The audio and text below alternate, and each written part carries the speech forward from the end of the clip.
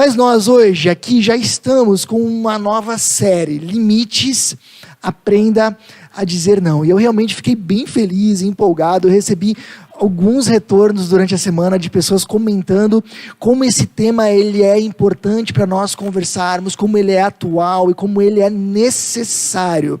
Você já parou para pensar o quanto dizer não é importante? Dizer não hoje é muitas vezes um dilema que a gente passa. Quantas pessoas hoje sabem que em determinados momentos elas precisam dizer não para os seus filhos, que elas precisam realmente colocar algum limite claro, mas mesmo sabendo, elas não conseguem dizer não. Ou talvez até chegam a dizer não, mas depois, diante de uma crise de choro, diante de uma mãe, acabam revogando o seu não, voltando atrás, dizendo, tudo bem, então vai dessa vez vai. Quantas pessoas que, de repente, sabem que deveriam dizer não para o seu trabalho, sabem que já prometeram 1000 vezes para sua família em casa que elas iriam chegar mais cedo, que elas iriam realmente colocar alguns limites e dizer, tá bom, ou talvez pessoas até que sabem que o excesso de trabalho já está prejudicando inclusive a sua saúde, mas mesmo sabendo, elas não conseguem dizer não. Ou ainda quantos outros se sentem sobrecarregados, cheios de tarefas, uma agenda lotada, língua de fora, e ainda assim não conseguem dizer não para mais um compromisso, para mais um curso, para mais uma coisinha que dá para fazer, que ainda dá para espremer, ou na sua agenda ou no dos filhos. Ou mesmo se a gente para pensar, quantas pessoas, e de repente até nós, não temos relacionamentos que não tão bons, que não tão legais, ou não temos no nosso círculo pessoas que de repente que formam um relacionamento destrutivo de alguma forma. Talvez até pais que quando nós somos adultos formam um relacionamento excessivamente sufocante, e a gente sabe que a gente precisa dizer não, mas mesmo assim, às vezes, a gente não consegue. Você já sentiu isso? Saber que você precisa dizer não, e mesmo assim não conseguir, como se não tivesse forças para isso. Bom, vamos conversar um pouquinho sobre isso. Por que o não ele é tão importante? Pensa comigo, quando nós compramos, por exemplo, um terreno, uma das primeiras coisas que a gente faz é colocar uma cerca, um muro, e isso de cercar o terreno é uma coisa bastante importante, porque com isso você está dizendo, até aqui o terreno é meu e é minha responsabilidade. A partir daqui, bom, não é mais o meu terreno, não é mais a minha propriedade, não é mais comigo, é com outras pessoas. Ou seja, você coloca um limite claro. Emocionalmente, a gente também precisa colocar limites. E a palavra mais simples para nós colocarmos limites no nosso coração, na nossa vida é não. O não nos ajuda, por exemplo, a colocar limites do que é minha responsabilidade e do que não é minha responsabilidade. O que eu assumo e o que na verdade é responsabilidade de outras pessoas. E que se eu assumir a responsabilidade de outros, é lógico que eu vou me sentir em algum momento bastante sobrecarregado. Bom, o não, ele também marca o limite daquilo que eu tolero e do que não. Olha, até que tudo bem, você tem esse seu jeito, mas a gente consegue caminhar junto. Mas o não, ele coloca o limite agora é demais. Isso aqui não dá. Se a gente conviver dessa forma, não vai funcionar. Não. O não, ele também marca o limite daquilo que nós buscamos. Então, se a gente entende isso, a gente começa a compreender que não saber dizer não faz com que a gente acabe assumindo responsabilidades que não são nossas e a gente acabe sobrecarregado. Faz com que a gente acabe tolerando coisas que a gente não deveria e que a gente se sinta desgastado. Não dizer não faz com que a gente tenha a impressão de que a gente está seguindo conforme a correnteza, sabe aquela ideia de que a gente não está tomando as nossas decisões, de que a gente não está decidindo os nossos caminhos, de que a gente está basicamente indo conforme o rio está levando. E no final a nossa impressão é que a gente não está vivendo a vida, que a gente está sendo vivido pela vida. Bom, basta a gente perceber quantas vezes a gente acaba dizendo ou ouvindo frases do tipo, eu tive que fazer isso. Eu fui obrigado a fazer aquilo. Quando muitas vezes, na verdade, a gente não teve. A gente só não conseguiu dizer não e colocar limites. Bom, por que apesar do não e dos limites serem tão importantes, por que às vezes a gente não consegue dizer não e colocar esses limites? Esse Dr. Henry Cloud e John Townsend, eles são PhDs em psicologia, bastante renomados, e escreveram esse livro aqui, Limites, quando dizer sim e quando dizer não. E olha só o que eles colocam no seu livro. O medo de ficar só mantém muitas pessoas sofrendo por anos e anos. Temem que, se estabelecerem limites, nunca serão amadas. Segura um pouco essa informação, vamos um pouquinho mais para frente. Essa aqui é a Ana D'Amico, ela é uma psicoterapeuta brasileira, e ela ficou muito famosa pelas participações que ela fez naquele programa do SBT chamado Casos de Família, talvez vocês já ouviram falar. Ela diz o seguinte, olha, muitas pessoas têm a sensação de que precisam ser boazinhas, precisam fazer o que os outros mandam, ou o que pedem, senão elas não vão ser aprovadas ou amadas. O que esses especialistas da área da psicologia estão dizendo é que, entre muitos fatores que às vezes nos dificultam que a gente diga não, um dos principais é que nós queremos nos sentir amados pelos outros, aceitos. Nós queremos construir uma boa imagem nos outros. E a gente tem a impressão de que para isso a gente precisa sempre dizer sim. Essa é a ideia. Ou seja, o que está por detrás, em grande medida, da nossa resistência ou da nossa dificuldade de dizer não? É um eu inseguro e frágil que acaba construindo a ideia de que eu preciso agradar os outros para me sentir amado. De que eu preciso dizer sim para os outros, de que eu preciso ser bonzinho, de que eu preciso fazer o que as pessoas me pedem para que eu construa uma boa imagem, para que essas pessoas me aceitem. Essa é a ideia. De repente você pode chegar nesse momento e pensar assim, eu não acho que isso é verdade, Jorge. Mas pare um pouco e vamos pensar juntos. O que faz com que, por exemplo, um pai ou uma mãe não consigam dizer sim para o seu, não consigam dizer não para o seu filho no supermercado? Bom, eles sabem que se eles dizerem não, possivelmente eles estão comprando uma briga, uma gritaria pública, que vai fazer com que as pessoas olhem com olhares de reprovação, e aí o pai e a mãe pensam assim, mas o que será que os outros vão pensar de mim? E acabam não conseguindo dizer não. O que faz com que um pai ou uma mãe, novamente, tenham dificuldade de dizer não para os seus filhos agora no ambiente privado, em casa? Porque eles querem que esse filho o abrace, beije, que eles querem o carinho desse filho, o amor desse filho. Eles querem que o filho construa uma imagem de que eles são um pai, uma mãe, amigo, parceiro, bonzinhos.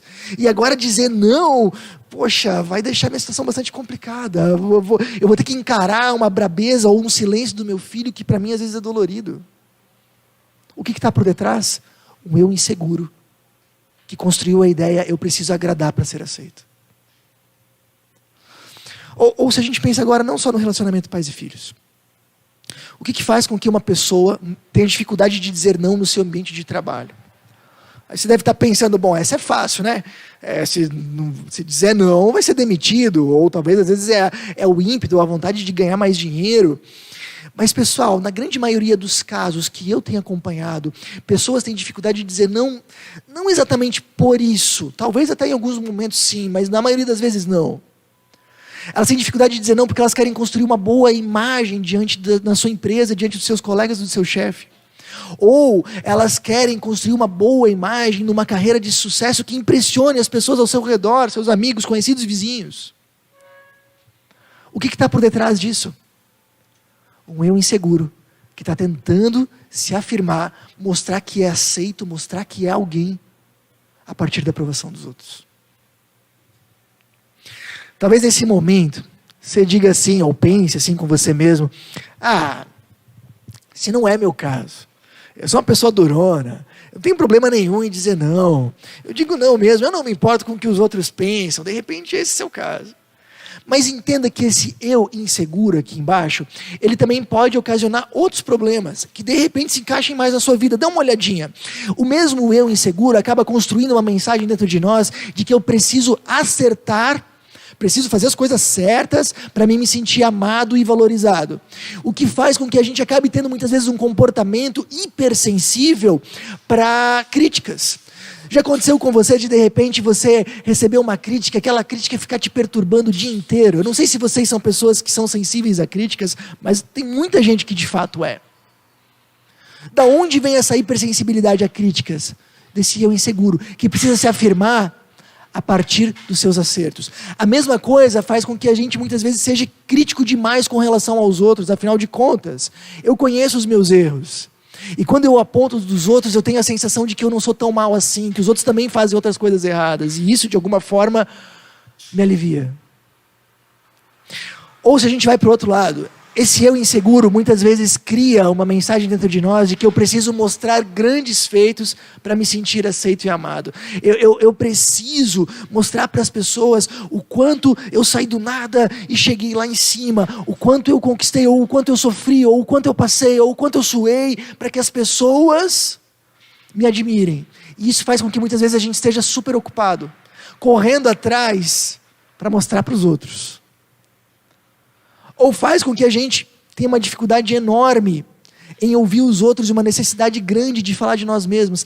Não sei se já aconteceu com vocês, mas sabe quando a gente está ouvindo alguém, mas sem realmente estar interessado no que o outro está falando, a gente só está esperando uma brecha para poder falar da gente? A gente está ouvindo o outro falar do seu trabalho, esperando uma brecha para mim poder falar do meu trabalho, ou ouvindo o outro falar dos seus filhos, esperando uma brecha para mim falar dos meus filhos. O que está por detrás disso? Esse mesmo eu inseguro, que precisa se afirmar de alguma forma, ou agradando os outros, ou fazendo grandes coisas, ou acertando em outras. Então, para a gente resolver a questão da dificuldade de dizer não, não é só a gente tratar o problema de cima, a gente deveria tratar a raiz do problema, esse nosso eu inseguro e frágil. Mas o que é interessante, e que para mim sempre surpreende de novo, é perceber de que esses problemas que a psicologia moderna nos aponta hoje, e diz que nos mostra, e que nos ajuda também, que são ferramentas importantes, são questões que a Bíblia já apontava séculos atrás. Um dos grandes líderes da igreja cristã se chamava Paulo, o apóstolo Paulo. Você já deve ter ouvido ele em algum momento. Ele escreveu 13 dos 27 livros do Novo Testamento. Quase metade do Novo Testamento foi escrito por ele. Se tornou uma das pessoas mais influentes da história do cristianismo, inclusive da história como um todo. E é interessante que quando ele escreve algumas cartas para alguns grupos de pessoas, e ele vai falar do orgulho dessas pessoas, atenção aqui, ele usa uma palavra que só ele usa, não era a palavra normal que na língua dele expressava orgulho, ele usa uma palavra completamente diferente, que no Novo Testamento só ele usa. Quando ele escreve sobre orgulho, ele usa a palavra físio. Vamos lembrar, o Novo Testamento ele foi escrito em grego, então quando ele escreve sobre orgulho, ele está usando a palavra grega físio, que significa super inchado, inflado. E hoje o que os estudiosos da Bíblia são unânimes em dizer é que ele está querendo, através disso, colocar uma imagem. Então, deixa eu dar um exemplo que vai ficar bem claro. O apóstolo Paulo escreveu uma carta a um grupo de pessoas que moravam numa cidade chamada Corinto. E esse pessoal tinha uma série de problemas, muitos deles esses daqui que a gente acabou de comentar. Eram pessoas que tinham uma dificuldade enorme de dizer não para a cultura ao seu redor e acabavam assimilando comportamentos extremamente nocivos para eles e para as pessoas ao seu redor. Além da dificuldade de dizer não, eles eram pessoas que estavam o tempo inteiro disputando para ver quem era mais importante e menos importante. E quando o Paulo escreve para eles, dizendo que o problema deles é orgulho, ele está usando essa palavra, dizendo que o problema deles é que eles têm um eu super inchado, super inflado. E agora imagina comigo um eu que funciona como um balão. Imagina que eu tenho aqui um balão. Ele está dizendo, o problema que está por detrás de todo esse comportamento é que o nosso eu, ele tenta mostrar como ele é grande. Mas lá no fundo, tudo que ele está usando para mostrar que ele é grande é vazio. Nosso problema é que a gente tenta mostrar que a gente é grande, talvez por causa do nosso trabalho, mas um dia o nosso trabalho fica. Talvez a partir do nosso status social, mas isso um dia também fica. Quem sabe até através da nossa aparência física, mas isso também um dia fica. O nosso problema é que a gente tem um eu super inflado, e uma coisa que um balão é, com certeza, e qualquer criança vai saber, é frágil. Qualquer coisa estoura. E o Paulo está dizendo, um problema que a gente tem é que o nosso eu é extremamente frágil, qualquer coisa ele explode, qualquer coisa ele estoura. Ou seja, o que ele está, na verdade, dizendo é que por trás de todos esses problemas tem o eu inseguro e sensível. Isso que a psicologia hoje afirma. Só que o que é interessante é que o próprio apóstolo Paulo, ele ensina qual é a resposta cristã para lidar com esse eu frágil e sensível. E eu vou ler um trecho de uma carta então que ele escreveu, que está em 1 Coríntios capítulo 4, versículos 3 e 4. Diz assim, pouco me importa ser julgado por vocês ou por qualquer tribunal humano. De fato, nem eu julgo a mim mesmo. Embora em nada minha consciência me acuse, nem por isso justifico a mim mesmo. O Senhor é quem me julga. Portanto, não julguem nada antes da hora devida. Esperem até que o Senhor venha. Ele trará à luz o que está oculto nas trevas e manifestará as intenções dos corações. Nessa ocasião, cada um receberá de Deus a sua aprovação. Pois quem torna você diferente de qualquer outra pessoa? Ou o que você tem que não tenha recebido? E se o recebeu, por que se orgulha como se assim não fosse? Pessoal, olha só que interessante o que ele está dizendo aqui. O nosso texto que a gente leu começa dizendo: pouco me importa ser julgado por vocês ou por qualquer tribunal humano. O que o Paulo está dizendo aqui é: eu não me importo com a opinião ou com a imagem que vocês construíram de mim. Deixa eu explicar por que ele está dizendo isso.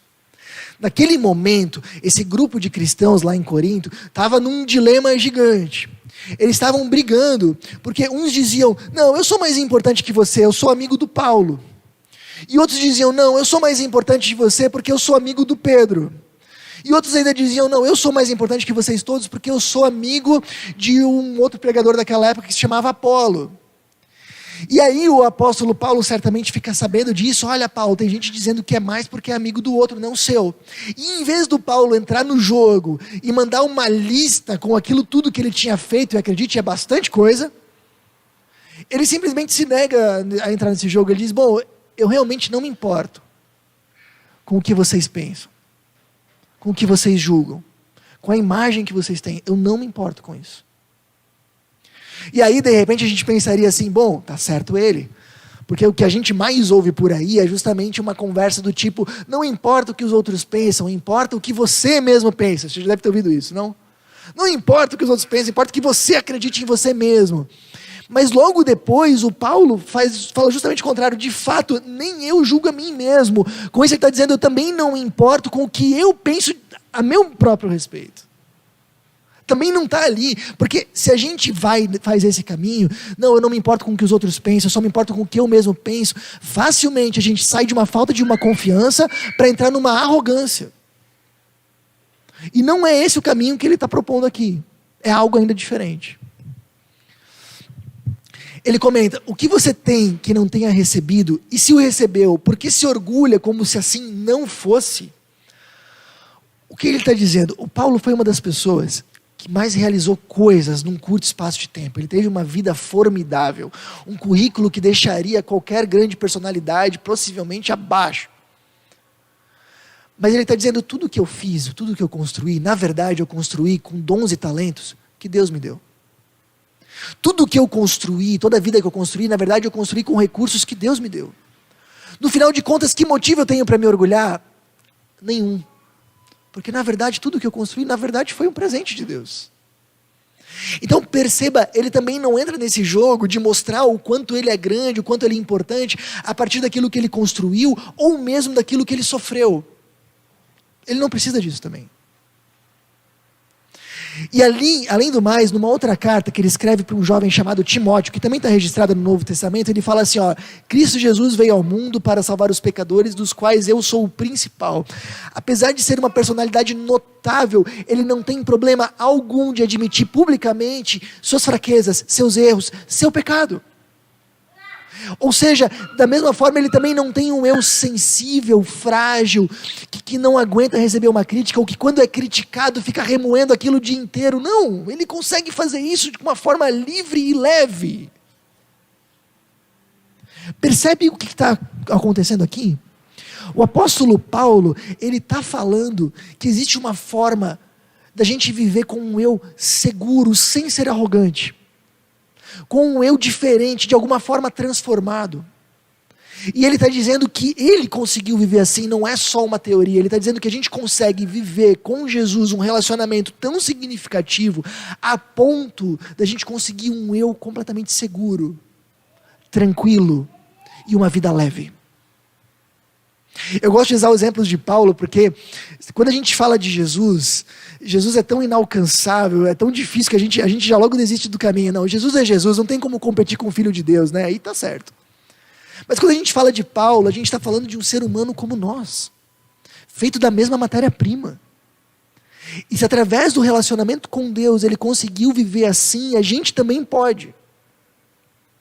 Ele está falando que ele consegue realmente viver sem precisar da aprovação dos outros para se sentir aceito.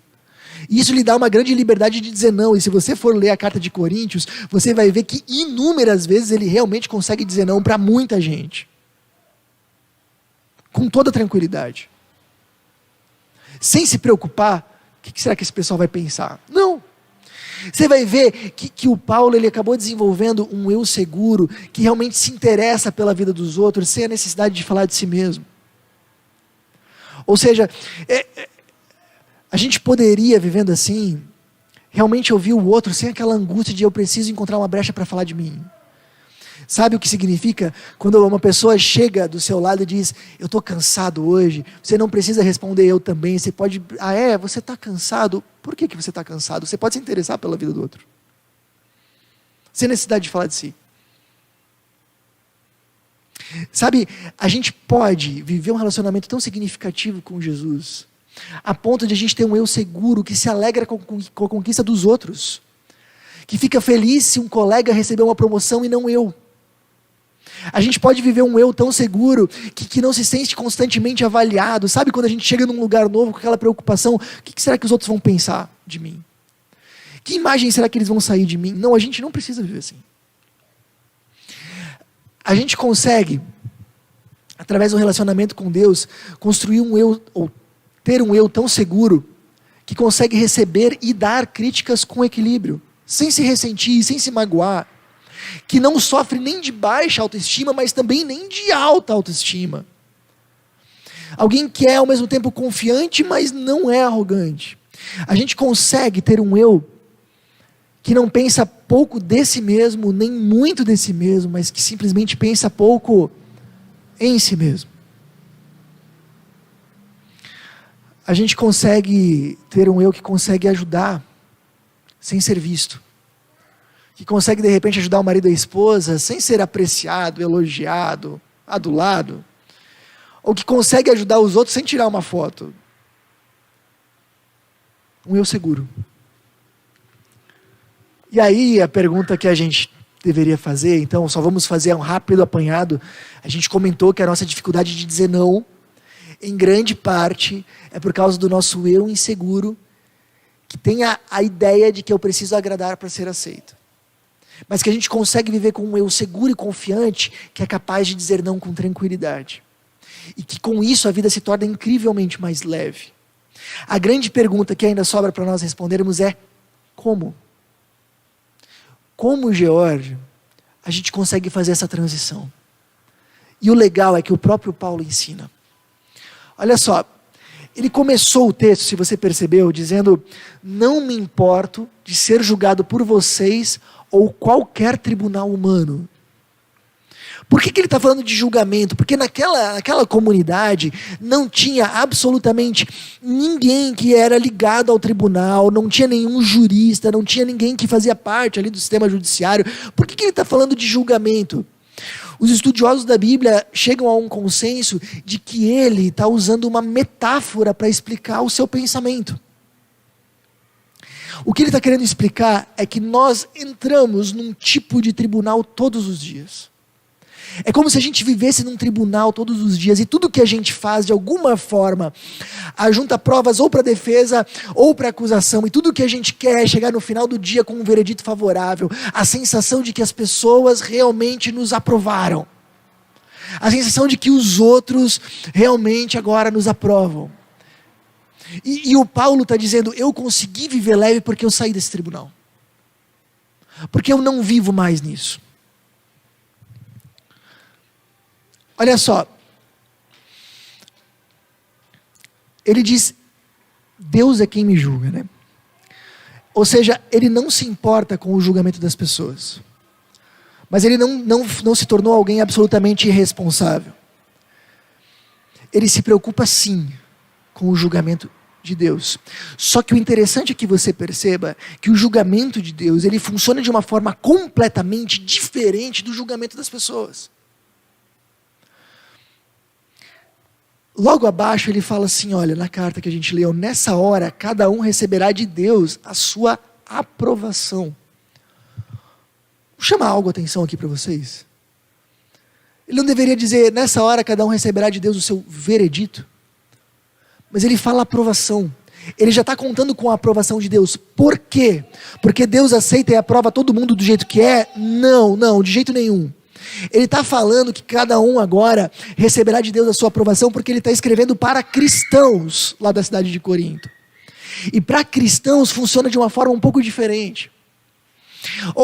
Para cristãos o processo já foi concluído e o veredito já foi anunciado. E eu preciso explicar isso para vocês, porque isso aqui realmente é bem importante. A Bíblia fala que quando Jesus morreu na cruz, ele estava sendo julgado no nosso lugar. E toda a condenação que deveria ser nossa, ele assumiu sobre ele mesmo.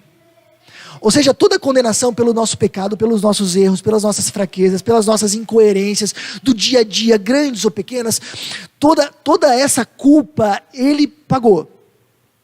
E não só isso, o que a Bíblia também ensina é que quando Jesus morreu por nós na cruz, não só assumiu o nosso lugar, como ele deu de presente o lugar dele. Ou seja, tudo aquilo que ele conquistou, toda a glória, toda a honra que ele conquistou, com a sua vida perfeita, ele está nos dando de presente.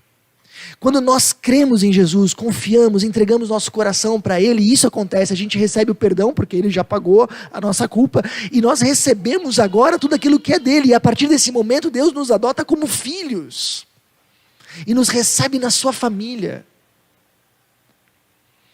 Ou seja, o julgamento de Deus, quando nós cremos em Jesus, já terminou.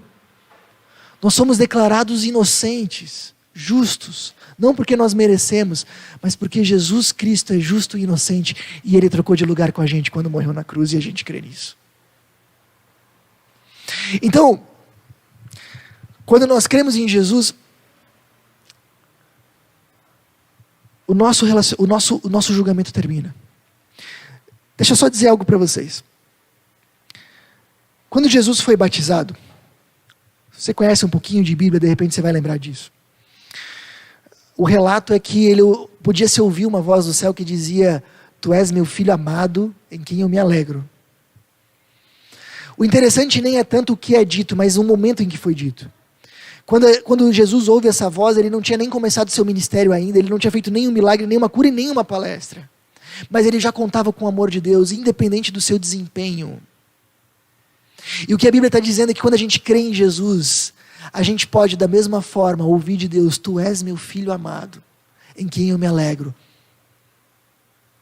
Sabe, se a gente recebe esse amor de Deus, mas ainda no dia a dia a gente vive como se a gente estivesse correndo atrás do veredito das pessoas, como se a gente ainda estivesse num julgamento, eu realmente acredito que Jesus olharia para nós e diria: Por que você está nesse tribunal? Por que você se importa tanto com o veredito das pessoas? Você já tem o de Deus. E através de mim, você está inocentado. Você tirou a nota máxima, eu te dei essa nota máxima. Por que você corre atrás tanto do olhar das outras pessoas? Da aceitação das outras pessoas? Em mim você já tem a aceitação do próprio Deus. O olhar do Criador do universo já está sobre você. E tudo que Ele consegue ver, quando Ele te enxerga, é o seu Filho amado e perfeito, porque Ele me enxerga através de ti. A gente não precisa estar no tribunal. O tribunal já acabou. a gente não precisa mais correr atrás de veredito nenhum.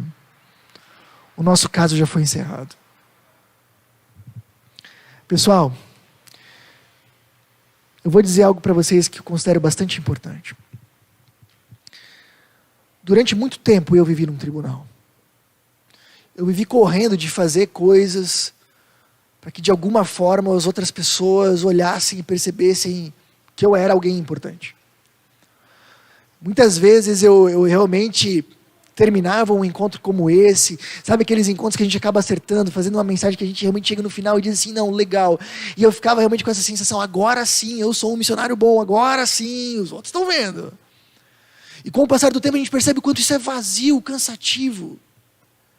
E eu volto e meia, quando me sinto pressionado, ainda hoje, apesar de conhecer o amor de Deus, eu me sinto pressionado em tentar agradar os outros, ou eu não consigo dizer não pelo medo do que os outros vão pensar.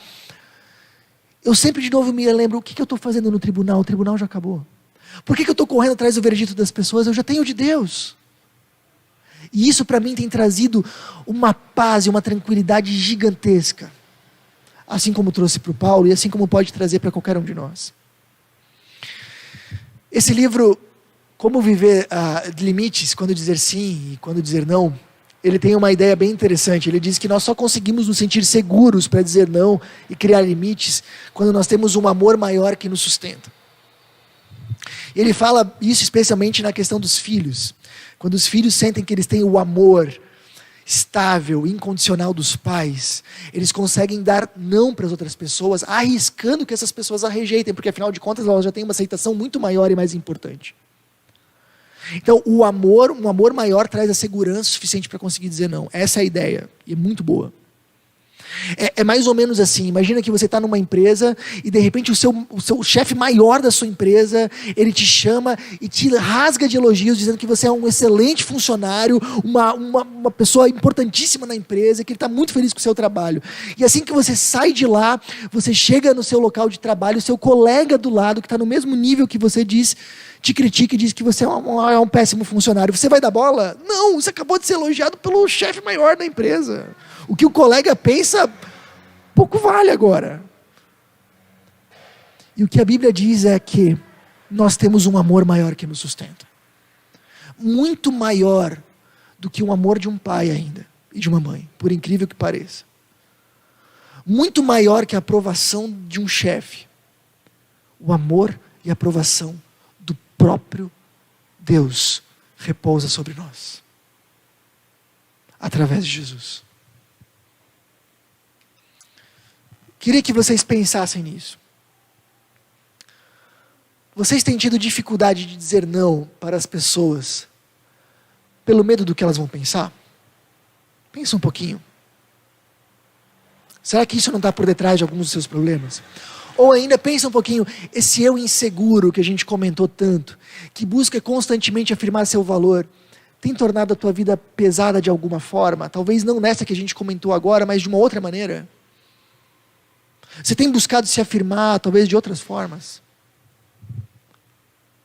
E agora eu queria te convidar para tomar 2 decisões nessa noite. 2. Primeiro, fazer do amor de Deus a sua referência mais básica de aprovação. E se você de repente está começando numa caminhada cristã, de repente isso vai te parecer bastante estranho. Será que o amor de Deus consegue ser tão denso e realmente tão importante que consegue fazer isso por mim? E eu diria para você sim, talvez nesse momento vai te parecer estranho, mas continua persistindo que você vai ver que isso é uma realidade. E se você já está nesse caminho há mais tempo, mas ainda se sente num tribunal, eu ia sugerir para você fazer como eu fiz, ou como eu faço. Se pergunte por que você está lá. Se pergunte por que você está correndo tanta aprovação das pessoas. Por que você está num tribunal que já acabou. Se pergunte isso. Sabe uma coisa que os salmos ensinam? Quando a gente lê os salmos da Bíblia, a gente vê uma quantidade enorme de vezes os salmistas falando consigo mesmos. Por que você está tão abatido a minha alma? Esse é um hábito que a gente pode fazer, de conversar com a gente mesmo, com o nosso coração, e dizer, por que eu estou correndo tanto atrás disso? Por que eu estou me importando tanto com o que os outros pensam? Por que eu estou nesse tribunal que já acabou?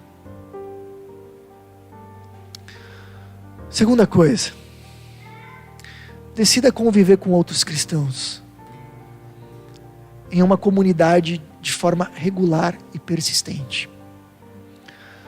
Ou seja, quando a gente quer viver com Deus, mas não faz parte de uma comunidade como essa que a gente está aqui, a gente consegue com o tempo entender o amor de Deus, mas não sentir o amor de Deus. É isso que eu mais vejo hoje no coração das pessoas. Quando a gente ouve uma mensagem, a gente consegue entender as ideias, mas a gente vai perceber que esse amor é algo real e concreto quando nós estivermos aqui experimentando isso através do convívio com a gente. Ou seja, é numa comunidade cristã que a gente vai sentir esse amor como uma realidade, que a gente vai conseguir experimentar ele. Por isso eu queria dizer para vocês que estão juntos aqui com a gente, participem de uma igreja, isso é muito importante. Eu sei que muita gente acabou se dispersando devido à pandemia. Participe de uma igreja, e se você quer fazer isso com a gente, é muito bem-vindo. Ou em outro lugar, tudo bem também, mas não deixe de participar de uma comunidade cristã, isso é indispensável. E para todo mundo que está de repente acompanhando pela internet, é ótimo que a gente tenha essa ferramenta e você pode fazer uso dela quando você não puder vir, mas lembra que é justamente fazendo parte de uma comunidade de forma presencial que você vai conseguir sentir isso de uma forma muito mais intensa no seu coração.